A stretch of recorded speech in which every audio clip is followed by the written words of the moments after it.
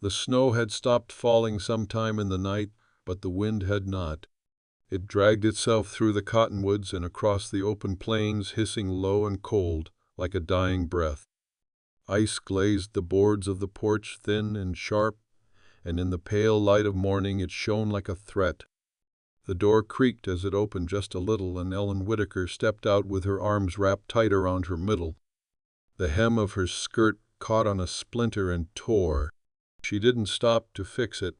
Her boots found no purchase on the frozen step, and for a moment she swayed. One hand caught the doorframe, thin fingers clenching the gray wood like it might anchor her to the world. Then she moved down one step at a time, leaving the warmth of the stove and the sound of her children coughing behind her. The barn was a distant blotch in the pale distance, half sunk into snow. Every breath she took burned dry in her chest. Her cheeks were chapped raw. She could not feel her toes. She hadn't meant to get up that morning. Had lain awake until near dawn, stiff beneath the patchwork quilt, her ears tuned to the sounds of hunger from the small bodies beside her. Ruth had whimpered in her sleep. Joseph's breathing rattled. But staying in bed would not feed them. She took the axe from where it hung near the door, the handle split near the base, worn smooth by Samuel's hands before his body was lowered into the bitter earth last spring. Then she walked. By the time she reached the barn, she could no longer feel her hands. Her grip was numb, the wood of the axe knocking against her knuckles like a ghost tapping to come in. She nudged the door open with her shoulder and stepped inside. The air inside was warmer, barely scented with hay and the faint sour smell of old manure. The goat was dead. She saw it at once, crumpled in the corner like a discarded coat, stiff and silent. The last good thing they'd had. The one thing keeping milk in the house. Ellen leaned the axe against the wall and sank down onto the cold earth floor. She didn't cry. The tears had stopped weeks ago when the last of the cornbread ran out, and she gave the children the last of the lard, telling them stories while they ate to make the swallowing easier. Now she just sat staring at the goat's body, at the straw tangled around its legs. The wind howled outside. The boards of the barn groaned. Somewhere beyond the hills the river would be frozen, its banks choked with ice. She did not think of Samuel, not directly. His face came to her only in flashes now, the way he used to rub the back of his neck when he was thinking, the way he smiled when Ruth sang off key. But the loss was in her bones, as constant and aching as the cold. She touched her wedding ring, the skin beneath it rough, the gold too loose now on her thinned hand. A cough shook the silence. Not hers. Her head snapped up. The sound came again from the other side of the barn, behind the old tack wall. She rose stiffly, grabbed the axe and stepped toward it, each footfall slow and careful. When she rounded the corner, she stopped. A man sat on the ground, leaning against the beams. His coat was torn, the sleeve dark with dried blood. Snow clung to his shoulders, unmelted. His hair hung in wet strings and his eyes were closed. A rifle lay across his lap, one hand curled around it like a last defense. He looked young, no more than 30, but it was hard to tell with the cold carving lines into skin. His boots were worn through, one ankle twisted oddly. He might have died in that spot if not for the cough. She said nothing, watching him. The axe hung heavy in her hand. Then his eyes opened. Blue. Muddied with fever, but blue all the same. He blinked once, slow, and tried to straighten. His hand flinched on the rifle, but did not raise it. "Don't," she said. Her voice came out quiet, rough, like gravel on frost. He stilled. For a long moment they stared at one another. The silence wrapped around them like the cold. Then she turned away and went to the door. "You'll freeze," he rasped behind her, the words barely more than a breath. She didn't answer. Instead, she stepped outside, gathered what wood she could find along the fence line, and brought it in. By the time she got the stove lit, and the fire going again. Her fingers had stopped moving properly. She let the man lie there. She fed the flames. She was not doing it for him. She was doing it because her children needed warmth, because the world had already taken enough. The fire snapped, catching fast on the dry wood, spitting heat that did not quite reach the corners of the barn. Ellen fed it slow, measured, like her father had taught her back in Missouri, back before the war and the long, dry years that followed. She kept her back to the man. He hadn't moved, just breathed uneven, shallow. His rifle now rested against the wall, the metal glinting dull in the light. He hadn't asked her name. She hadn't asked his. It seemed there was no use in names, not yet. When the flames settled low and steady, she stood and walked to him with a tin cup full of water. He didn't reach for it. "You want to live, don't you?" she said. The man's eyes lifted to hers, glassy but sharp enough to hold some part of himself. He took the cup with a shaking hand, filled half of it, managed to drink the rest. "Thank you," he said after a moment. She didn't answer. She turned back to the fire and crouched beside it, holding her hands out to the warmth. The ice in her skirts began to melt, running down her legs in rivulets. Outside, the wind cried again. The world had not changed. "How long you been out there?" she asked finally. He shifted, wincing. 3 days, maybe 4. She turned to look at him. "That ankle's broke." "I know. You got food?" He gave a weak shake of his head. "Ran out day before yesterday. Snow hit that night." I thought he stopped. Thought I might not wake up. She sat quiet for a long time. Then she said, "You won't make it back out in this?" "Not like that." "I figured." She didn't offer more. Didn't ask why he was out here or where he'd come from.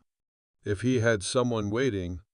The man looked like too many others, hollow-eyed, half-starved, lost in the same ache that had swallowed them all since the hard years took hold. After a while she rose. Her legs ached. Her stomach turned. But she walked to the barn wall and pulled down the rough ladder that led to the loft above. It creaked under her weight, the rungs cold on her palms. She came down with a bundle of cloth stiff with time. "Blankets," she said. "They're not clean." He didn't argue.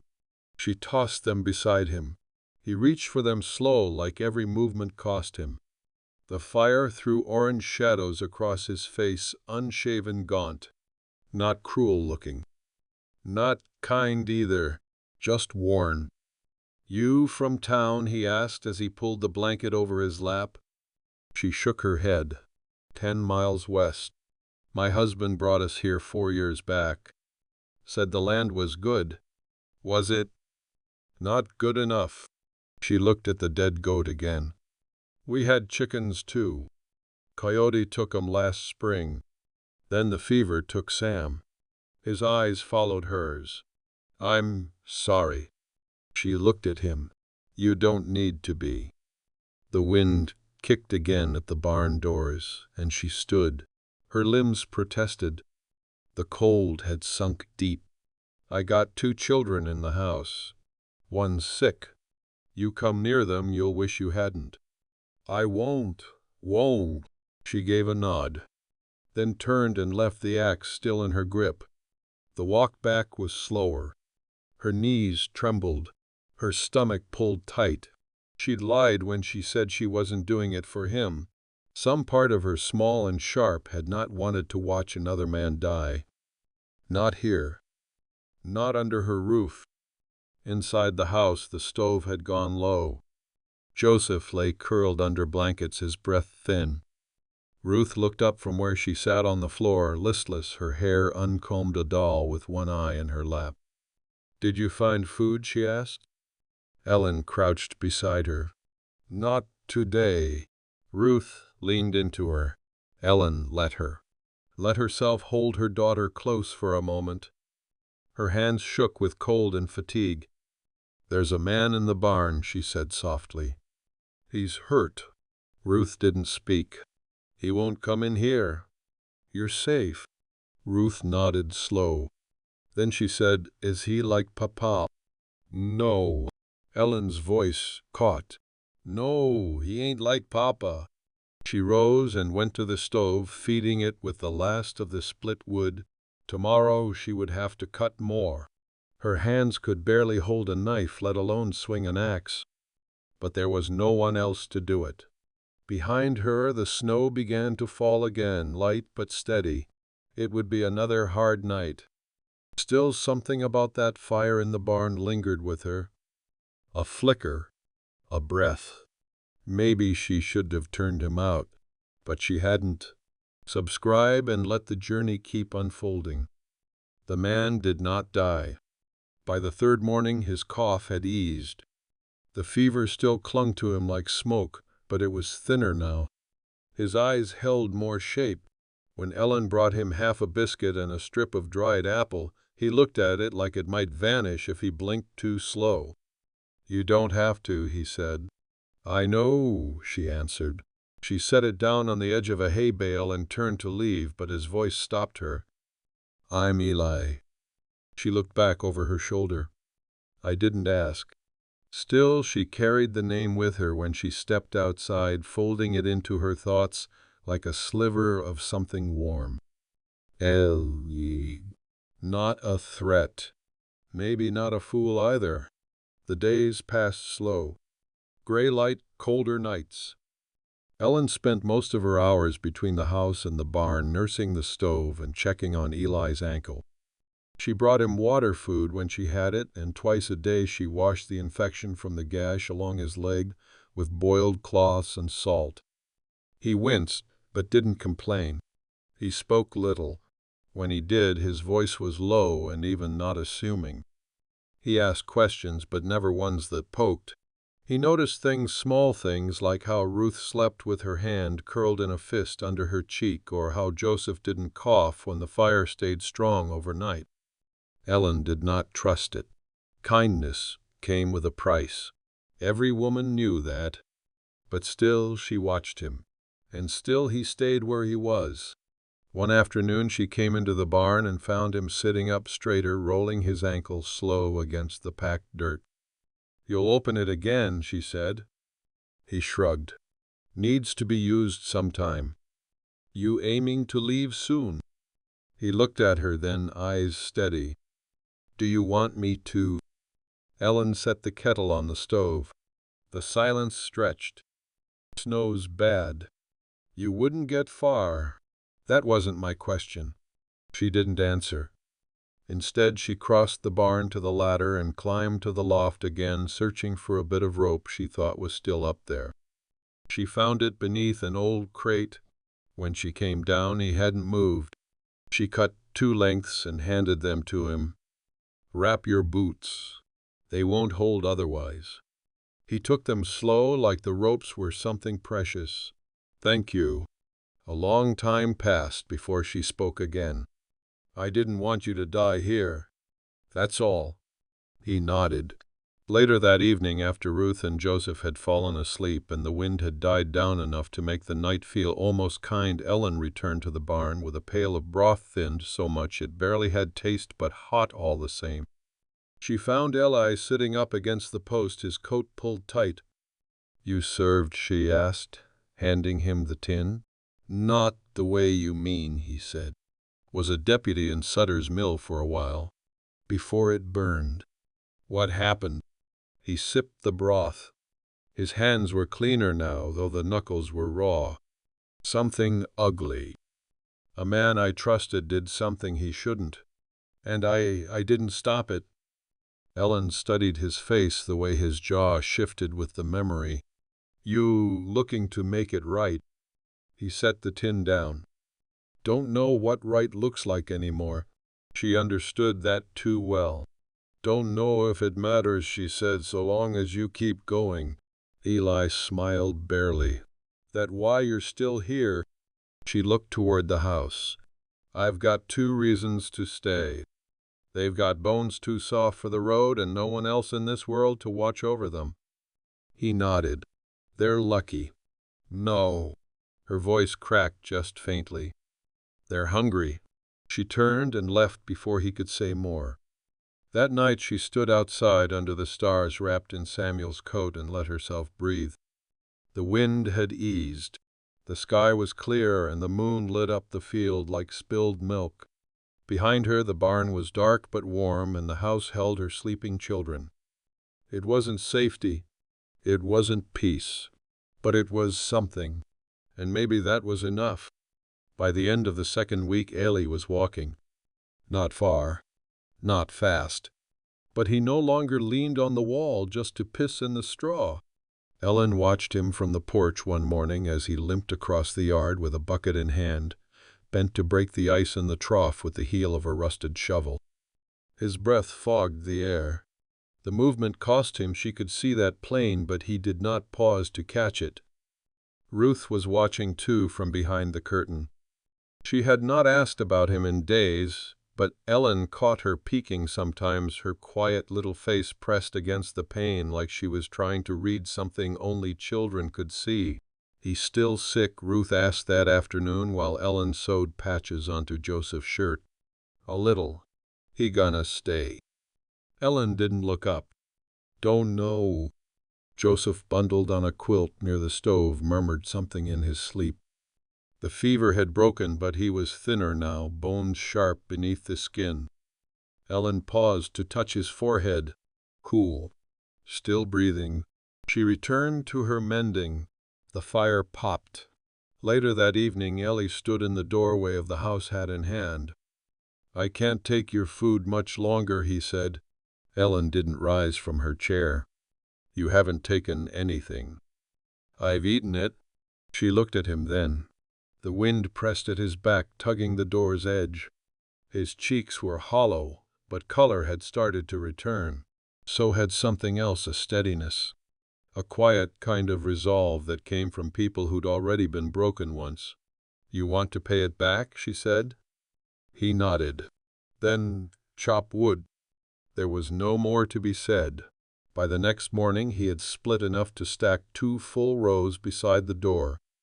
His swing was off, weak from the healing leg, but he worked slow and methodical, sweat freezing at his collar. Ellen stood by the window and watched without letting herself admit what she felt. Not relief. Not gratitude. Maybe it was something smaller. That night he sat at their table. Only one chair remained unbroken, so he sat on a crate. Ruth handed him his bowl like it was the most normal thing in the world. Joseph stared at him a while, then returned to sucking on the strip of boiled turnip. "Where you from?" Ruth asked. Eli looked up. "Used to be Montana.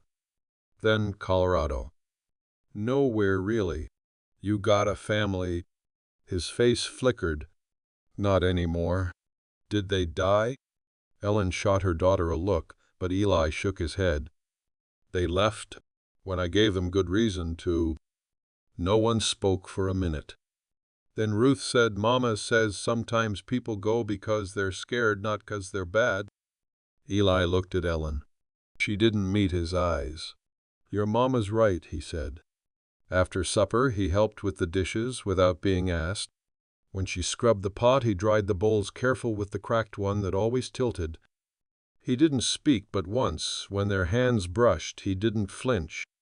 The barn was warmer now, packed with hay from the last stack behind the shed. Ellen had offered him a blanket from the house. He had refused until she insisted. "It's not charity," she said. "You work now?" And he did. He carried water, fetched what roots she dug from the frozen garden plot, mended the fence line where the posts had leaned with the thaw. Always slow, favoring the ankle, but always working. At night, after the children were asleep, she sometimes stood by the window and looked out to where the lantern burned soft in the barn. She told herself it was habit, that it was still winter, that she was only watching for danger. But when the light flickered out, she noticed the ache of the dark. One morning, near the end of the month, she found him outside early, staring toward the road. "You thinking of leaving?" she asked. Eli didn't turn right away. "I was. The wind stirred the snow around his boots. His voice came low. "But every place I went before I didn't matter. No one asked me to stay.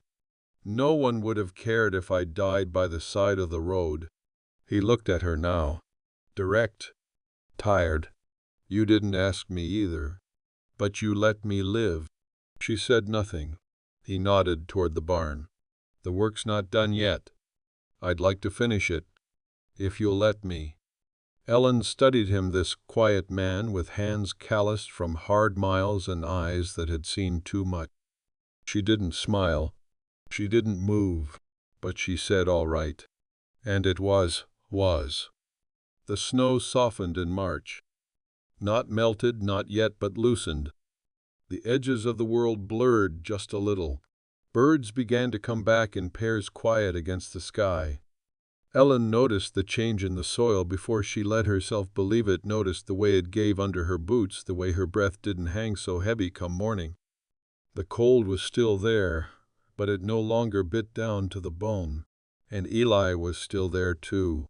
He moved more easily now. The limp remained, but it had settled into him, part of his stride. He never spoke of the pain, just kept working. Replaced the boards on the back wall of the barn, hauled the old chicken wire out of the root cellar, and even rigged a line to carry buckets from the creek once the ice cleared. He wasn't a man who talked much, but he listened like someone who understood what silence really meant. Joseph took to him first, quietly. One morning Ellen found the boy sitting beside him on the barn stoop, pointing out clouds. Eli didn't say much, just nodded, grunted at the right moments. But Joseph sat there all the same, knees drawn up, leaning just close enough that Ellen's throat caught when she saw it. Ruth took longer. She was harder to fool, sharper than her age allowed. She watched him with the eyes of someone who remembered too much loss. But she started asking him questions again, where he'd learned to mend wire, why his hands shook sometimes, if he knew any songs from the places he'd been. One night, while Eli was outside tending the fire pit, Ruth whispered across the quilt, "He's sad. Like Mama gets. But he's trying." Ellen didn't answer, but she stayed awake long after the fire burned low. Spring scraped its way in, hard and muddy. The last goat buried. The cupboard near empty. Still something held them. Not hope. That was too soft a word. More like a quiet pact, unspoken but firm. One evening Ellen stood by the well, her arms aching from the pull of the rope, and saw Eli coming up the path from the back ridge. He carried something in his arm. She narrowed her eyes. "What's that?" He held it out. A rabbit.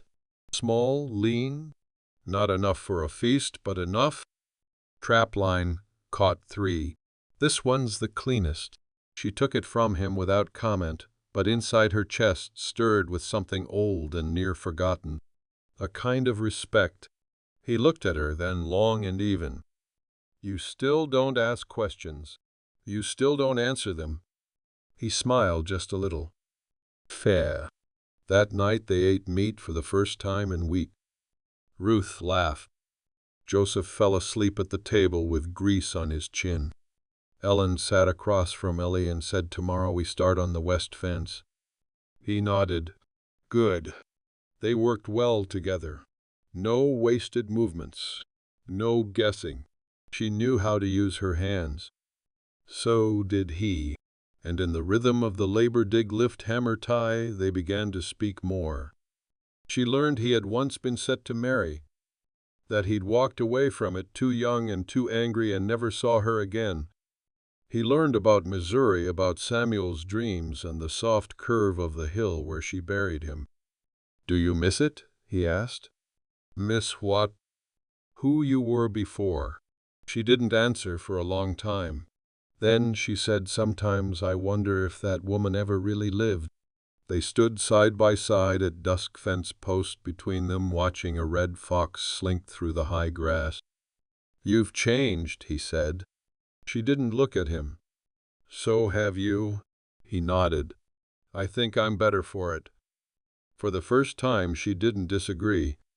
Later in the barn, he rolled out his blanket and leaned against the wall, staring at the rafters. The night creaked around him. Somewhere in the dark, a pair of owls called to each other. When she opened the door and stepped inside, he didn't move. "I'm not afraid of you," she said quietly. "I know. I don't know what comes next." He looked at her. "Neither do I." She stepped closer, set a folded piece of cloth beside him, a fresh shirt. Mended. Laundered. Samuel's from the old trunk. "I'm not giving you a place to stay," she said. "I'm offering a place to belong." He didn't speak, just reached for the cloth and held it like something holy. In the silence, something shifted, and for the first time in a long while the world did not feel cruel. It felt full. The garden thawed in April. Not all at once, not kindly, but enough to take a spade to it without breaking the handle. Ellen knelt in the earth, nails full of dirt, sweat in her hair despite the cold wind. Ruth helped with the sorting, pulling weeds, tossing rocks into a rusted tin bucket. Joseph sat nearby, wrapped in a quilt, watching ants with grave attention. Eli built a new gate. The old one had leaned so long it barely latched. Now, with careful hands and slow precision, he measured each board before he cut. He worked with his jaw-tight sleeves rolled past the elbow, the old scar on his wrist visible now and then when the sun caught it. Ellen didn't ask how he got it. He didn't offer. That became their rhythm, working in the same space, speaking in fragments, understanding in glances. What grew between them didn't bloom. It settled deep and quiet, like roots, like something earned. One evening, after the children were asleep, Eli stood by the barn door and watched her gather kindling. "You always carry so much," he said. She looked up. "Someone has to. I could help." "You already do." "That's not what I meant." The light from the window fell across her shoulder. She straightened slowly, the bundle of sticks in her arms, and met his eyes. "You don't need to fix me, Eli. I'm not trying." She took a breath. "Then what are you doing?" He stepped forward, stopping just shy of her. Close enough she could smell the pine from his coat. "Trying to be someone who doesn't run." She stood there quiet. The wind lifted her skirt just slightly at the hem. The kindling scratched at her arms. "I don't need a rescuer," she said. "I figured," he said. "Maybe I just need a reason to stay." That silenced her more than anything else. The next morning she found him in the shed repairing the broken harness straps. When she stepped in, he said, "You got seed potatoes?" She nodded. "Plant them tomorrow. Weather's shifting." She smiled just barely. "Thought you said you weren't a farmer." "I'm learning." And so they planted side by side in the damp earth, their hands cold but the soil soft enough to promise something. The days stretched longer. The children grew louder. Joseph found his legs again and took to following Eli around the yard, carrying tools twice his size. Ruth asked fewer questions, but she no longer flinched when Eli passed too close. One evening Ellen came in to find the three of them sitting around the table. Eli was carving a little bird from a scrap of pine, and Ruth watched with her chin on her hands. Joseph held the unfinished figure like it was gold. Ellen stood in the doorway a moment too long. "You all right?" Eli asked. She nodded. "Just tired." But that wasn't all. She was tired of waiting for things to fall apart. And maybe they wouldn't. That night, as she stitched a tear in Ruth's dress, Eli came in from the barn holding something wrapped in oilcloth. "What's that?" she asked. He unfolded it on the table. A small stack of bills. Not much, but more than she'd seen in one place in 2 years. "Where'd you get it?" "Saved it," he said. "From before. I never spent it." "What's it for?" He met her eyes. "A roof that doesn't leak. A winter pantry. A few hens." She stared at the money, then at him. "I didn't ask for this," she said. "I know. I don't need— I know. His voice was steady. But you deserve it. She folded the cloth back around the bills and handed it to him. You keep it. We'll decide together. That word lingered. Together. He didn't argue. By May the fields were greening. The creek ran clear. The goats were gone, but a neighbor brought 2 hens in trade for fence work. Ruth named them. Joseph fed them grain from his hand.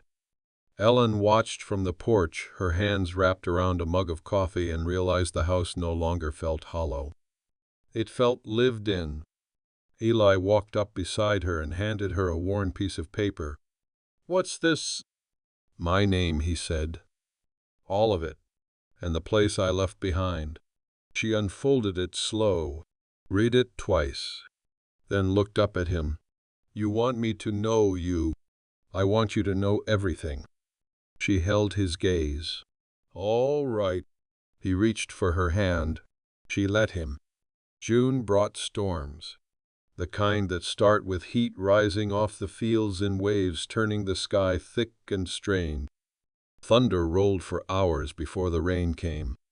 The wind peeled a sheet off the roof, and Ellie and the children scrambled to nail it down their clothes, soaked through hair plastered to their skin.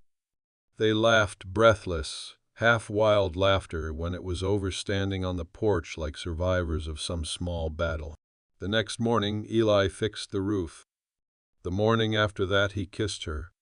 It wasn't grand. It wasn't even planned. He came in from the barn with a splinter in his thumb, sat down at the table while she dug it out with a needle. She told him to hold still. He didn't. And then he leaned forward just enough. She met him halfway. They said nothing about it afterward. Not because it didn't matter, but because it did. The days stretched warm and wide. The land softened. Beans pushed up through the soil row by row. Potatoes sprouted. The hens laid 2 eggs every morning without fail. Eli carved a new table leg to replace the one that had been broken since before Samuel died. Ellen found herself humming again sometimes without knowing. And then the letter came. A single sheet of paper folded twice. The mail rider had nearly passed them by, but Ruth waved him down, proud to be noticed. Ellen opened it with one eye on the stove. She read it once. Then again. Eli came in from the field, wiping sweat from his brow. She didn't look up. What is it? She held it out. He read it slowly. His hand gripped the edge of the paper tighter with each line. It was from Colorado. A deputy's office. Someone had been asking for Eli. Not just asking, offering reward. There'd been a robbery tied to his old partner, and Eli's name had been spoken in the wrong place. He wasn't charged. Not yet. But he was named. That was enough. He folded the letter and set it on the table. If I stay, trouble finds you. It already has, she said. He met her eyes. You think I did it? I don't know, she said. But I know who you are now. He nodded once, slow. I should go. Will it make a difference? I don't know. But it might keep it from reaching here. The house was quiet. The children were outside with the hens. I won't stop you, she said. He stepped toward the door, then stopped. Is there something to come back to? He asked. She swallowed. Yes. He left the next morning. No saddle. Just the old rifle, the worn pack, and the folded letter in his coat. Ellen didn't cry. She planted the last row of beans, patched Joseph's only pair of boots, and split enough wood to last the week. Each task steadied her. Each hour he was gone, she told herself she'd done harder things. Still, she listened for the sound of hooves. 3 weeks passed. Then, on a Wednesday morning in the thick of July, she woke to the sound of Ruth shouting from the yard. She ran to the door, heart caught in her throat. Eli stood by the fence dust on his shoulders, bruised at the jaw but smiling. Ruth clung to his leg. Joseph stood behind her, blinking sleep from his eyes. Ellen didn't move. He stepped forward, slow. "I gave them everything," he said. "Testified. Told the truth. They let me go." She walked down the steps. He reached into his coat and pulled out a small weathered tin. Opened it. Inside 2 rings. One small, one worn. "I bought them a long time ago," he said. "Didn't know if I'd ever have use for them." She looked down at the rings, then up at him. "You sure?" "I've never been more." She didn't cry, but she took his hand. The wedding came in August. Nothing grand. The neighbor who brought the hens stood as witness. Ruth picked wildflowers. Joseph spilled water on his shirt. Ellen wore a blue dress she hadn't touched since Missouri. They exchanged vows in the field beside the house under the sky that had once tried to kill them both. Later, Eli built a new fence around the west pasture. Ellen found her mother's Bible and tucked it in the shelf by the stove. The house still groaned in the wind. The winters would still come hard, but they had firewood, eggs, soil that remembered how to yield, and each other. That night they stood on the porch hand in hand, watching the sun set. No need for words, just the quiet and the peace they had carved from the world. Another story waits just ahead. Subscribe.